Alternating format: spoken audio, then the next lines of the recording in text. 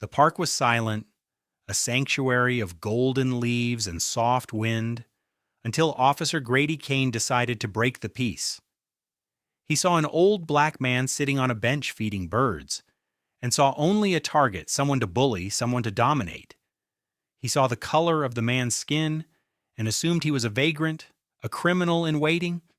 He slapped the cuffs on with a sneer, ignoring the man's calm warnings. He didn't know that the vagrant was Darius Vale, a retired police chief with decades of service and a Medal of Valor. He didn't know he was arresting a legend.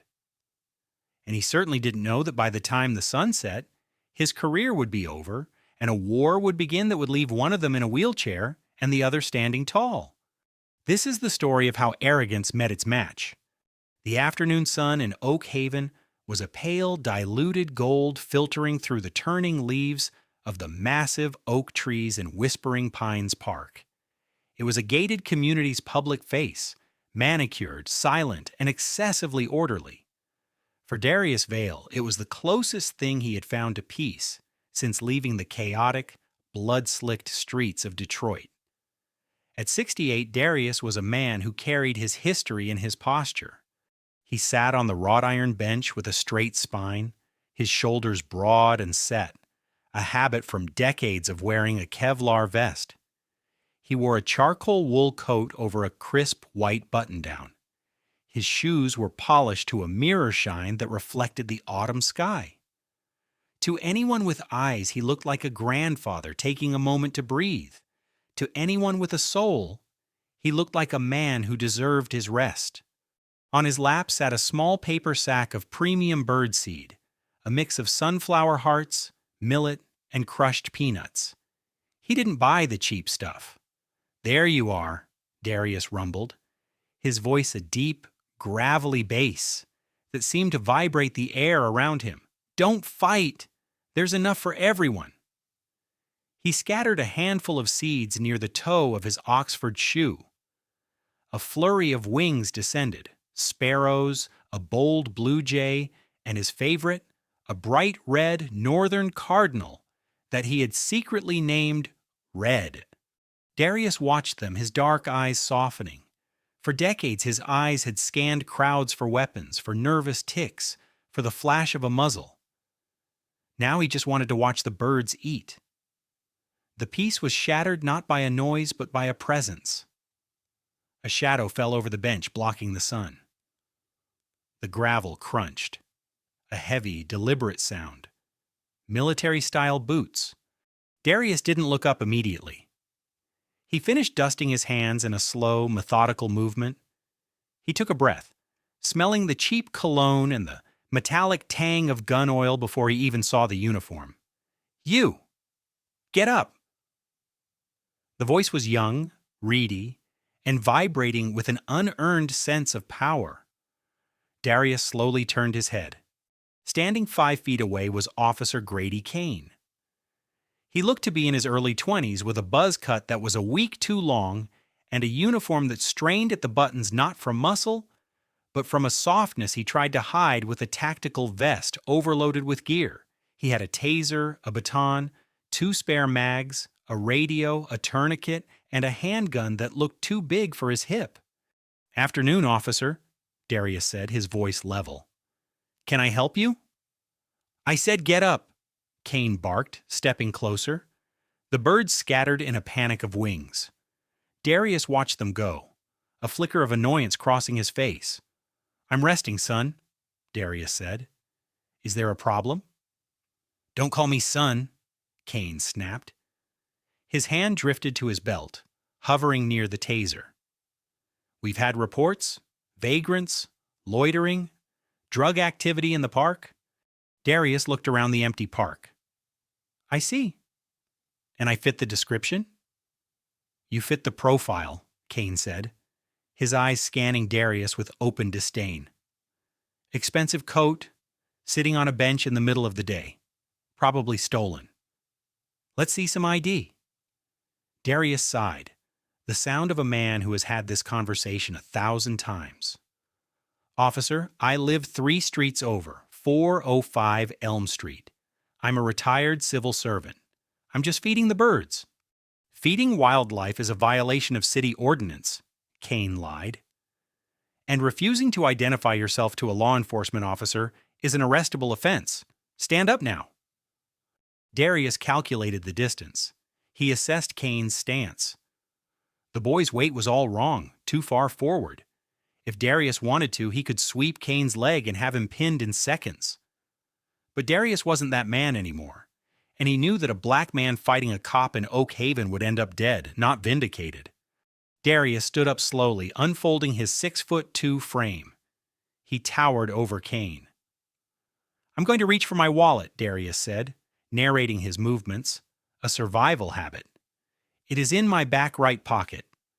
Don't you move, Kane yelled, panic flaring in his eyes at Darius's size. Hands on your head. Interlock your fingers. Officer, this is unnecessary.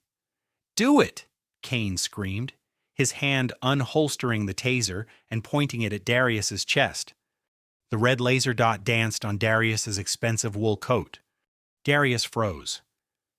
He looked at the laser, then he looked at Kane.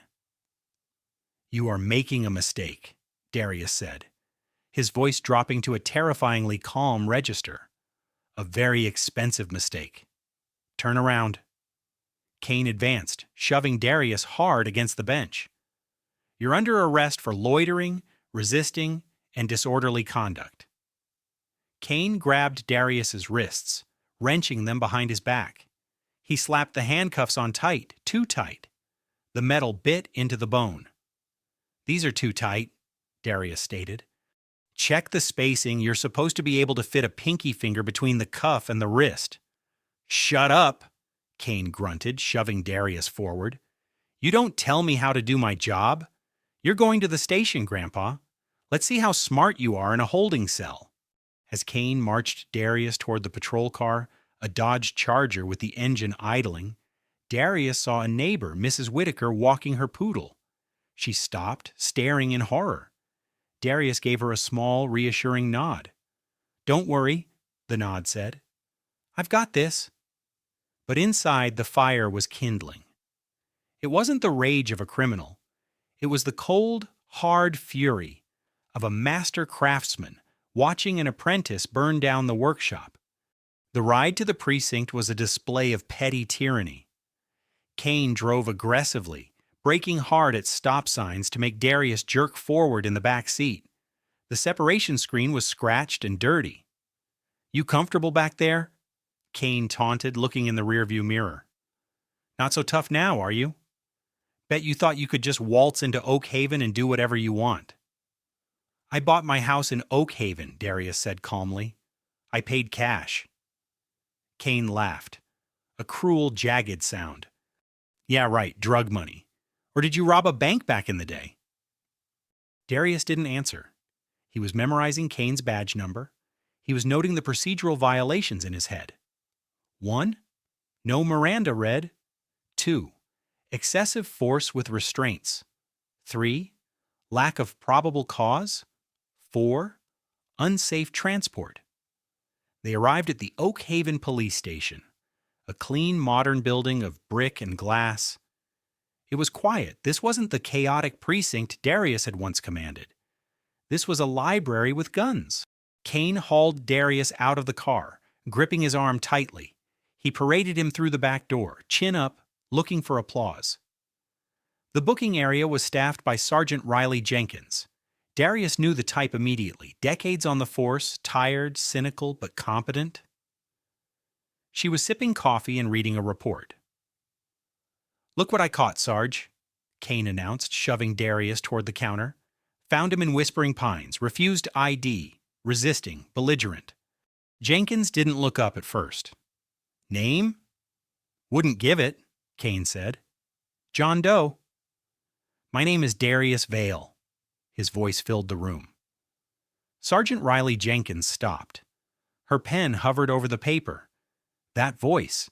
It had a cadence, a command that you didn't hear often in Oak Haven. She looked up. She saw the coat. She saw the dignified face, the graying beard, the eyes that held a storm of intelligence. And then she saw the handcuffs, She squinted. Vale. Darius Vale. That's correct, Sergeant, Darius said politely. I believe we met briefly at the Tri-State Law Enforcement Conference in Chicago.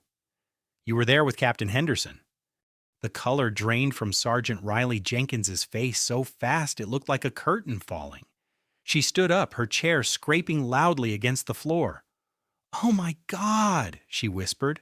"What?" Kane asked, looking between them, a frown creasing his forehead. "Sarge, he's just a perp. I'm going to throw him in cell 2. Kane, Jenkins came around the desk, her hands shaking slightly. "Take those cuffs off right now." "What? Why? He's under arrest." "I said take them off," Jenkins roared. The sound echoed off the cinder block wall, startling the dispatcher in the corner. "Do you have any idea who this is?" Kane stepped back, confused. "He's nobody. He was feeding birds." "This is Chief Darius Vale," Jenkins hissed, pointing a trembling finger at Darius. "Retired Chief of Police of the Detroit 12th Precinct. He is the man who wrote the standard operating procedure for urban de-escalation. He is a legend, you idiot, Kane." Kane froze. He looked at Darius. The vagrant was gone. In his place stood a titan. Darius looked at Kane, his expression unreadable. "The keys, officer. My wrists are swelling." Kane fumbled for his keys. He couldn't find the hole. His hands were shaking. The power dynamic had flipped so violently, he was getting whiplash. The cuffs clicked open. Darius rubbed his wrists, inspecting the red indentations. "Thank you, Sergeant." "Now is Nolan Callahan in?" Yes, sir," Jenkins stammered. "I'll get him." "Nolan and I go way back," Darius said to the room at large. "I was his training officer years ago." Kane looked like he was going to vomit. Minutes later, Chief Nolan Callahan burst into the booking room. He was a balding man with a soft midsection, a man who had moved to the suburbs to escape the stress of the city. He looked at Darius, then at Kane, then back at Darius. "Darius," Callahan breathed, I have no words." "I have a few," Darius said dryly. "But let's talk in your office. And bring Officer Kane." Inside the office, the dressing down was legendary. "He profiled me, Nolan," Darius said, sitting in the leather guest chair while Kane stood at attention, sweating through his uniform. "He saw a black man in a coat and decided I was a criminal. He didn't ask questions. He didn't investigate. He escalated." "Kane, what the hell were you thinking?" Callahan demanded, slamming his hand on the desk. "He looked suspicious, Chief," Kane mumbled, his defiance wilting but still present. "He was loitering." "I was sitting on a bench," Darius snapped. "That is what benches are for." Darius stood up and walked over to Kane. He leaned in close. "You wear that badge like a crown," Darius whispered. "But it's a burden. It's a service. You think you're a wolf, son? You're not. You're just a scared boy with a gun. And that makes you dangerous." "I want him suspended," Darius told Callahan. "Pending a full internal investigation. And I want a written apology." "Done," Callahan said immediately. "Kane, give me your badge and gun. You're on unpaid leave, effective immediately." Kane's face twisted in hate. He unclipped his gun belt and slammed it onto the desk. He ripped the badge off his shirt, tearing a button. "This is bull," Kane spat. "You're taking his side because he's a chief. He's just an old man." "Get out," Callahan said. Kane turned to leave, but he paused at the door. He looked at Darius. "You think this is over?" Kane said, his voice trembling with rage. "You think you can just come into my town and humiliate me?" "It's not your town, Kane," Darius said. "It's the people's town. Now get out before I add insubordination to your file." Kane left, slamming the door so hard the glass rattled. "I'm sorry, Darius," Callahan said, wiping his brow. He's got problems. I'll handle him." "You better," Darius warned. "Because if he comes near me again, I won't be calling you. I'll be calling my lawyers. And Nolan. You know how I handle threats." Callahan nodded. He knew. Darius walked out of the station a free man, but he felt the weight of the encounter. He knew men like Kane. They didn't learn lessons, they nursed grudges, and Darius was right. The war had just begun. Time passed. The leaves in whispering pines turned from gold to brown. Darius tried to return to his routine, but the peace was gone. It started with small things. One morning, Darius woke up to find his garbage cans overturned, trash strewn across his manicured lawn. Coffee grounds and eggshells smeared on his driveway. Raccoons, he told himself. But raccoons didn't slash tires. Days later, he came out to his vintage 1968 Mustang, his pride and joy, to find the sidewalls of both rear tires sliced open. It was a precise cut, a knife. Darius stood in his driveway, the cold wind biting his face. He looked down the street. A dark sedan was parked 2 blocks away. As soon as Darius looked at it, the engine started and it pulled away slowly. He recognized the car. It was Kane's personal vehicle, a black Chevy Impala. Darius called Callahan. "I can't prove it was him, Darius," Callahan said, sounding tired on the phone. "I questioned him. He has an alibi. His mom says he was home all night." "His mom is lying," Darius said. "Nolan, he's escalating. You know the pattern." "I have him on suspension, Darius. I can't put a detail on your house for slashed tires. I don't have the manpower." "Fine," Darius said. "I'll handle my own security." Darius called a local contractor he trusted. By the end of the week, 405 Elm Street was a fortress. High-definition night vision cameras were installed at every corner, motion sensor floodlights, a reinforced steel core for the front door frame. But Kane wasn't done. He had friends on the force, friends like Officer Sterling. Later, Darius was driving to the grocery store. He was obeying the speed limit, signaling every turn. Blue lights flashed behind him. Darius pulled over. He kept his hands on the wheel. He started the recording app on his phone and placed it in the cup holder, screen down but microphone up. Officer Sterling waddled up to the window. "License and registration?" Sterling said, smirking. "Reason for the stop?" Darius asked. "Taillights out," Sterling said. "They were working when I left the driveway minutes ago," Darius said. "Well, they ain't working now. Step out of the vehicle." Darius stepped out. Sterling walked to the back of the Mustang. He held his heavy Maglite flashlight. Crack. The sound of plastic shattering was unmistakable. "Look at that," Sterling said, pointing to the fresh hole in the red plastic, shards still falling onto the asphalt.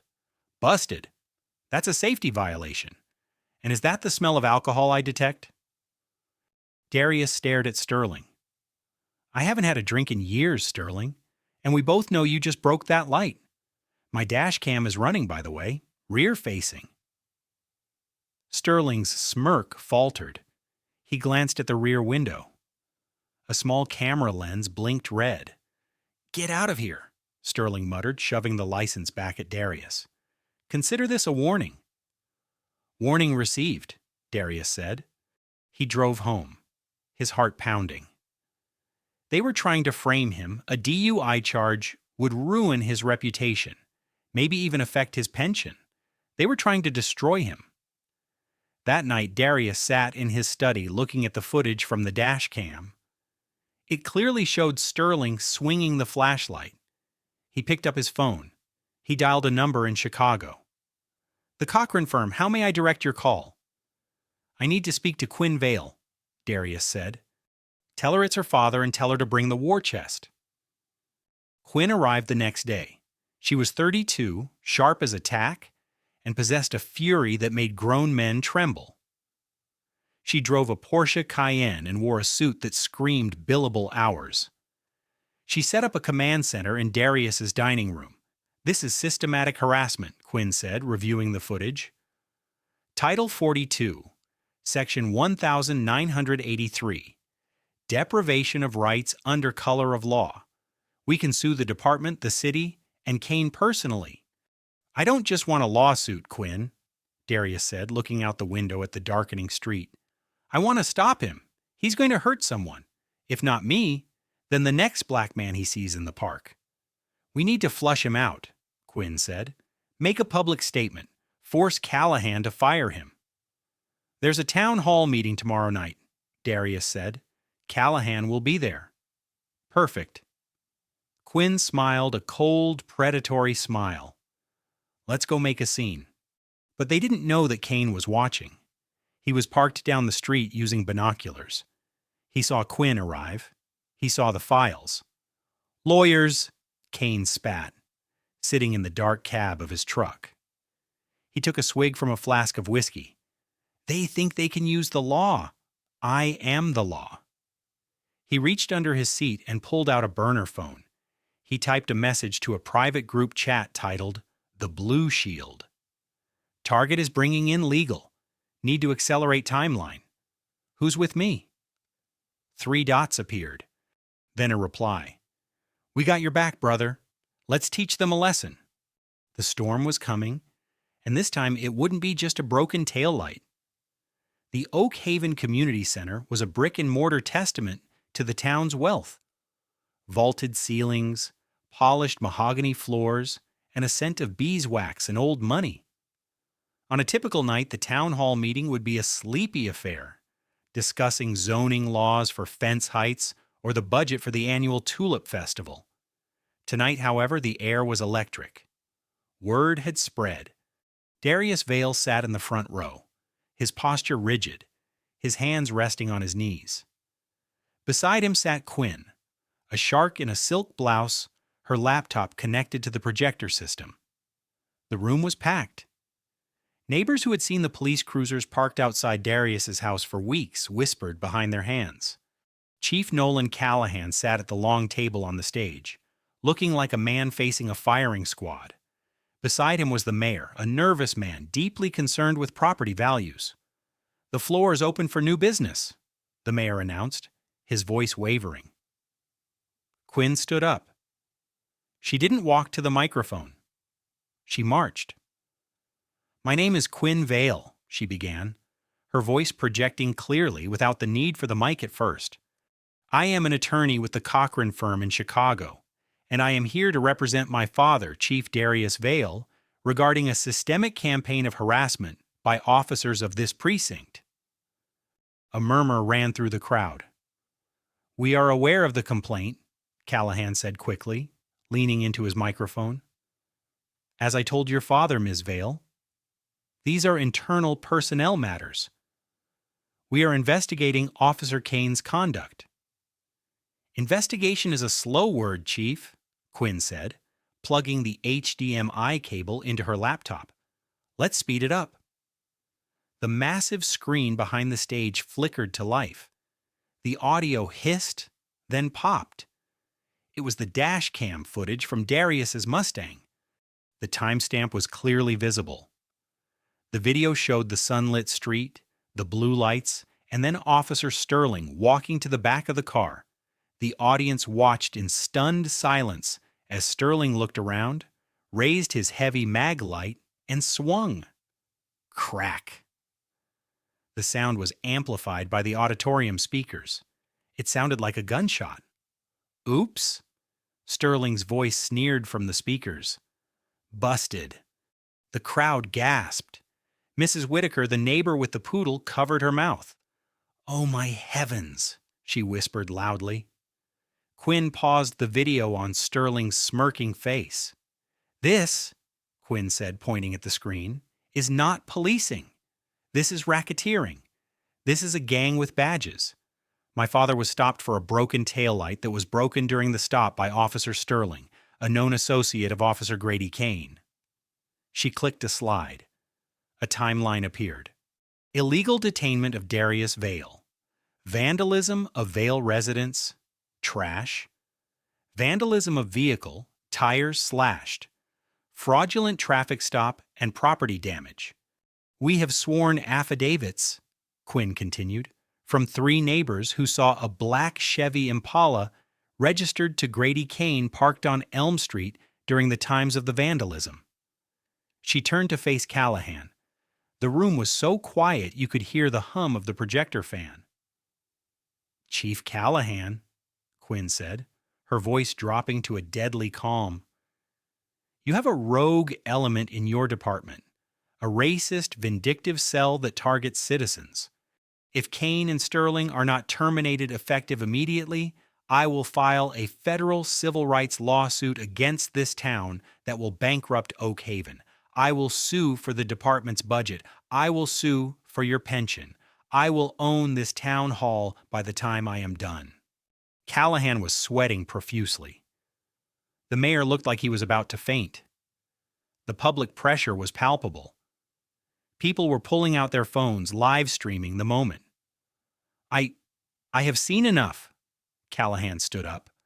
"Officer Sterling is hereby terminated effective immediately, and I am formally upgrading Officer Kane's suspension to termination, pending the final paperwork tomorrow morning. We will purge this corruption." The room erupted in applause. Darius didn't clap. He just watched Callahan, his eyes narrowing. He knew that cornering a rat didn't make it disappear, it made it bite. Miles away in a dimly lit basement apartment that smelled of stale beer and gun oil, Grady Kane watched the live stream on his phone. His face was a mask of contorted fury. He watched the town he thought he owned turn against him. He watched his chief, the man he was supposed to trust, throw him to the wolves. "Terminated," Kane whispered. He threw the phone across the room. It shattered against the wall. He wasn't a cop anymore. The badge was gone, the pension was gone. His identity, the only thing that made him feel like a man, was stripped away by an old black man and his lawyer daughter. The burner phone on the table buzzed. It was the group chat, the blue shield. "Kane, did you see that? We have to move." A pause. Then a reply from Sterling. "It's over, Grady. Callahan fired me. I'm out. I'm deleting this chat. Don't contact me." One by one, they abandoned him. The brotherhood evaporated the moment the heat got too high. Kane stared at the screen, his breathing jagged. He was alone. "No," he hissed, standing up. He walked to his closet. He pushed aside the hanging clothes and unlocked a heavy steel safe. Inside lay his personal arsenal, an AR-15 with a holographic sight, a pump-action shotgun, a tactical vest he had bought online, illegal for civilians, but he had kept it. "I'm not the criminal," Kane muttered, his eyes wide and unblinking, his mind fracturing under the pressure of his own narcissism. "They are. They invaded my town." He grabbed the rifle. He grabbed the vest. He reached into the back of the safe and pulled out a bottle of whiskey, taking a long, burning pull. "If I'm going down," he said to the empty room, "I'm taking the chief with me." But he didn't mean Callahan. He meant the real chief, the one on Elm Street. The storm hit Oak Haven in the dead of night. It was a violent late autumn squall, stripping the last of the leaves from the trees and lashing the streets with freezing rain. The wind howled like a wounded animal, rattling the windows of the colonial houses at 405 Elm Street. The house was dark, but it wasn't asleep. Darius Vale sat in the armchair in the living room facing the front door. He wasn't wearing his pajamas. He was wearing dark cargo pants and a black tactical sweater. On the side table next to a cold cup of tea sat his Sig Sauer P226, his service weapon from Detroit. He knew decades of police work gives a man a sixth sense. It's a prickle on the back of the neck, a taste of copper in the mouth. The public humiliation at the town hall wouldn't end it. It would accelerate it. Kane was a narcissist. Darius had seen the type 100 times. A narcissist doesn't accept defeat. He seeks annihilation. "Dad!"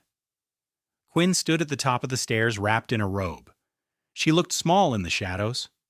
"Go back to bed, Quinn," Darius said softly. "Why are you sitting in the dark?" "The storm," Darius lied. "Just checking the windows." "You're expecting him, aren't you?" Quinn descended the stairs, her voice trembling slightly. Darius didn't answer immediately. He picked up the cig, checked the chamber, brass verified, and set it back down. Kane has nothing left to lose, Darius said. A man with nothing to lose is the most dangerous thing on earth. Go to the safe room in the basement, Quinn. Lock the door. Do not come out until I say my code phrase. Dad, I'm not leaving you. Darius's voice was a command, a whip crack that silenced her. This isn't a debate, this is a tactical situation. If he comes to kill. I need to know you are safe so I can do what I need to do. Now go. Quinn hesitated, tears stinging her eyes. She saw the shift in her father. The gentle birdwatcher was gone. The chief was back. She nodded, turned, and ran softly to the basement door. Darius waited. The motion sensor light on the driveway flickered on. The rain was coming down in sheets, blurring the camera feed on Darius's iPad, but he saw it. A shape moving between the hedges. Not a casual walk, a tactical approach. Low crouch, weapon raised. Darius tapped the screen. One target, heavy weaponry. He brought a rifle, Darius whispered. Coward. Darius stood up and moved silently into the hallway. He didn't turn on the lights. He knew every creak of his floorboards. He knew the layout of his home better than Kane knew his own soul. Crash. The glass of the kitchen door at the back of the house shattered. Kane didn't pick the lock. He smashed his way in. He wanted terror. He wanted them to know he was there. Darius heard the crunch of boots on the kitchen tile. He heard the heavy, wet breathing of a man adrenaline dumping. Vale! Kane screamed. The sound was ragged, slurring slightly. He was drunk. Come out, old man. Time for your medicine. Darius pressed his back against the wall of the dining room. He held his breath. Kane was moving through the kitchen, sweeping the rifle barrel back and forth, knocking pots and pans off the counters. Clang, crash. You think you can take my life? Kane roared. Blam! He fired a shot into the ceiling. Plaster rained down. I am the police. I am the authority. Darius closed his eyes for a second, centering himself. Target is intoxicated, erratic, heavy firepower. He is sweeping right to left. Darius moved. He didn't run away. He hunted. He slipped through the living room shadows, circling around to flank the kitchen entrance. Kane kicked open the door to the dining room. Lightning flashed, illuminating him. He looked like a nightmare, soaked to the bone, eyes wild. The AR-15 held awkwardly against his tactical vest. Where are you? Kane taunted. Hiding under the bed? Drop the weapon, Grady, Darius said. His voice seemed to come from everywhere and nowhere. Kane spun around, firing blindly into the dark living room. Bam! Bam! Bam! Bullets tore through the drywall, shattering a lamp, shredding the sofa. Show yourself! Kane screamed, his magazine clicking empty. He fumbled to reload, his wet hands slipping on the metal. That was the moment Darius stepped out of the shadows. He didn't shoot. He moved with a terrifying speed for a man of 68. He closed the distance in 3 strides. Kane got the fresh magazine in. But before he could raise the barrel, Darius was there. Darius grabbed the barrel of the rifle with his left hand, forcing it up toward the ceiling. With his right hand, he drove the butt of his pistol into Kane's solar plexus. Oof! Kane doubled over, the air rushing out of him. Darius swept Kane's leg hard. Kane's boots lost traction on the polished floor, and he went down, crashing heavily onto his back. The rifle skittered across the floor. Kane scrambled, reaching for a backup piece, a Glock tucked into his belt. Don't, Darius said. Darius stood over him. The Sig Sauer pointed directly at Kane's face. The laser sight was a steady red dot right between Kane's eyes. Don't do it, son. It's over. Kane froze. He looked up at the old man. He saw the barrel of the gun. But more terrifying than the gun was the look in Darius's eyes. It wasn't hate, it was pity. "You," Kane gasped, wheezing for air. "You ruined me." "You ruined yourself," Darius said. "Now roll over, hands behind your back." "Or what?" Kane spat blood between his teeth. "You're going to kill me? Do it. I'd rather be dead than—" Kane's hand twitched toward his belt. Bam! Darius fired. He didn't aim for the head. He aimed for the shoulder. The bullet tore through Kane's right shoulder, shattering the clavicle and rendering his gun arm useless. Kane screamed, a high, shrill sound that cut through the thunder. He writhed on the floor, clutching his bleeding shoulder. "I said," Darius repeated, his voice calm over the ringing in his ears, "hands behind your back." Darius kicked the backup gun away. He pulled a pair of zip ties from his back pocket. He had prepared them, and rolled the sobbing, bleeding Kane onto his stomach. He cinched the ties tight. "Quinn," Darius called out, "call 911. Tell them we have an intruder down. Tell them to send an ambulance." Darius knelt beside Kane, who was crying now, the adrenaline gone, replaced by the agony of the gunshot wound. "It hurts," Kane sobbed. "It hurts." Darius pressed a clean towel from the dining table against the wound, applying pressure. "I know." Darius's hands were steady as he saved the life of the man who tried to kill him. "Pain is a great teacher, Grady. Try to listen to it." Sirens wailed in the distance, cutting through the storm. The cavalry was coming, but the war was over. The chief had held the line. The trial of Grady Kane was not just a legal proceeding, it was a public exorcism for the town of Oak Haven. The county courthouse was besieged by media vans from as far away as New York and Los Angeles. The headline was irresistible: "The Retired Chief versus the Rogue Cop." Inside courtroom B, the air was stale and tense. Kane sat at the defense table, his arm in a complex sling, his face pale and gaunt. The arrogance that had defined him in the park was gone, replaced by a jittery, hunted look. His lawyer, a court-appointed defender named Samuel Vance, looked like he wanted to be anywhere else. Darius Vale sat in the front row behind the prosecutor's table. He wore his dress uniform, the midnight blue of the Detroit Police Department, gold stars on the collar, his Medal of Valor gleaming on his chest. He didn't wear it for vanity.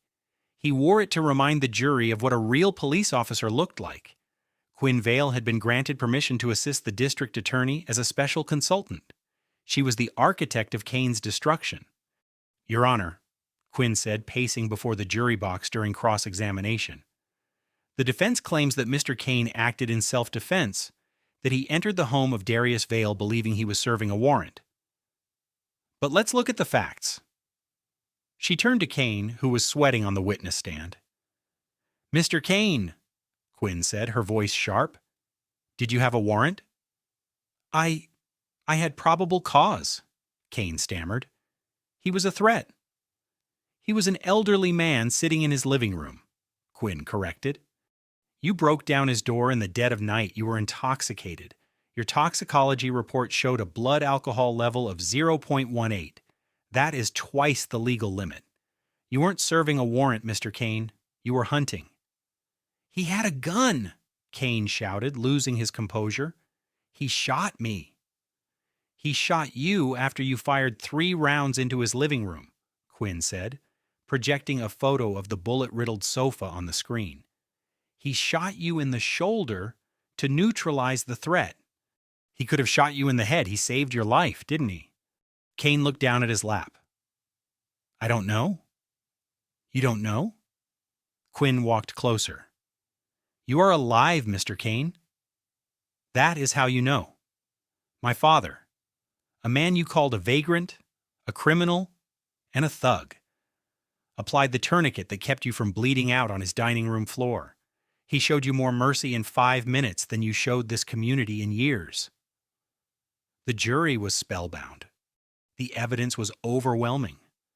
The dash cam footage of the broken taillight, the text messages from the Blue Shield chat log that the FBI had recovered, and the 911 call where Kane could be heard screaming insults before the shooting started. But the final nail in the coffin came from an unexpected witness. The prosecution called Sergeant Riley Jenkins to the stand. "Sergeant," the district attorney asked, "did Officer Kane ever express racially biased views in your presence?" Jenkins took a deep breath. She looked at Kane, then at Darius. She chose the side of history. "Yes," she said clearly. "Multiple times. He bragged about cleaning up the trash in the park. He referred to minority residents as invaders. I was too afraid to report him because his father was the former deputy mayor. But I'm not afraid anymore." A gasp rippled through the courtroom. Kane's head snapped up, betrayal in his eyes. His shield was gone. The jury deliberated for less than 3 hours. When they returned, the foreman, a middle-aged schoolteacher, stood up. His hands didn't shake. "In the matter of the people versus Grady Kane, we find the defendant, on count 1, attempted murder in the first degree, guilty. Count 2, aggravated assault, guilty. Count 3, deprivation of civil rights, guilty. Count 4, burglary with a deadly weapon, guilty." Judge Reynolds looked over his spectacles at Kane. "Mr. Kane, you betrayed the public trust in the most vile manner possible. You used the badge as a shield for your own bigotry. You are sentenced to 25 years in state prison without the possibility of parole for the first 15. Kane slumped forward, sobbing into his good arm. The bailiffs moved in. As they hauled him away, he looked back at the gallery. He locked eyes with Darius. Darius didn't smile. He didn't gloat. He simply nodded, a final, solemn closing of the book. The bus ride to Ironwood State Correctional Facility was the longest of Grady Kane's life. Shackled hand and foot, chained to a metal bench alongside the very people he used to hunt, Kane stared out the wire mesh window at the passing world. He watched the trees blur by, realizing with a sickening lurch in his gut that he wouldn't see a tree without a fence in front of it for 25 years. He was processed in silence. The correctional officers didn't offer him the brotherhood nod he expected. To them, a dirty cop was worse than a criminal. He was a liability. He was stripped, searched, and issued a bright orange jumpsuit that smelled of industrial detergent and other men's sweat. Because of his former status, Kane was placed in administrative segregation, protective custody. But the inmates called it the hole. His cell was 6 feet by 8 feet, a concrete slab for a bed, a stainless steel toilet, a slit of a window that showed only a patch of gray sky. For a man who had thrived on the power of roaming the streets, the confinement was a special kind of psychological torture. For the first months, Kane held on to his rage. He paced the tiny cell like a caged wolf, muttering to himself. He blamed Darius Vale. He blamed the chief. He blamed the woke jury. He replayed the moment in the living room 1,000 times, convincing himself that he was the victim, that he was the one who had been wronged. But prison has a way of grinding down even the hardest stones. The isolation began to rot him from the inside out. He spent 23 hours a day alone. The 1 hour of recreation was spent in a solitary chain-link dog run, where he could smell the fresh air but couldn't touch the grass. From the general population yard, the taunts drifted over the fence like poison gas. "Yo, Officer 4922!" a voice would scream. Kane flinched every time they used his old badge number. "You comfortable in there? You want me to call a tow truck for your dignity? Hey, Kane, I got some birdseed for you. Come get it, boy." He was the most hated man in Ironwood. The white gangs rejected him because he was damaged goods and a traitor to the badge. The black and Latino gangs wanted his blood.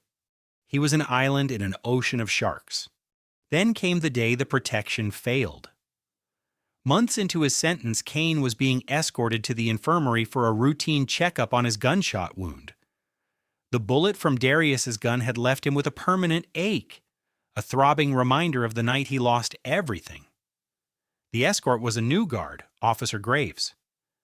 Graves was young, bored, and, unbeknownst to Kane, heavily in debt to a gang leader in C Block. As they walked down the long linoleum-lined corridor connecting the housing unit to the medical wing, Graves stopped. "Hold up," Graves muttered, tapping his earpiece. "Radio check." He stepped around the corner, leaving Kane alone in the hallway. Kane frowned. "Hey, you can't leave me here," he said, his voice echoing off the cinder blocks. A heavy steel door at the end of the hall clicked. It hadn't been latched properly. Kane's heart hammered against his ribs. He heard the sound of boots. Not the heavy rhythmic tread of guards, but the scuffing, hurried sound of inmates in canvas shoes. 3 men stepped into the hallway. They weren't wearing masks. They didn't need to. In prison, reputation is everything, and taking down a dirty cop was a badge of honor. Kane recognized the leader, a massive man named Jamal, serving life for a robbery Kane's old partner had botched. "No," Kane whispered, backing up until his spine hit the cold wall. "Officer Graves, help!" There was no answer. The corridor was silent except for the hum of the fluorescent lights and the approaching footsteps. "You like making people get on the ground, don't you, Grady?" Jamal asked, his voice deceptively soft. "You like standing over them, making them feel small." Kane tried to raise his hands, but the shackles limited his movement. "Stay back. I'll scream." "Scream?" Jamal smiled. "It's soundproof." The beating was not chaotic.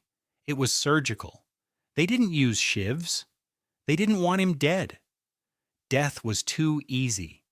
They wanted to take away the one thing Kane valued most, his physical dominance.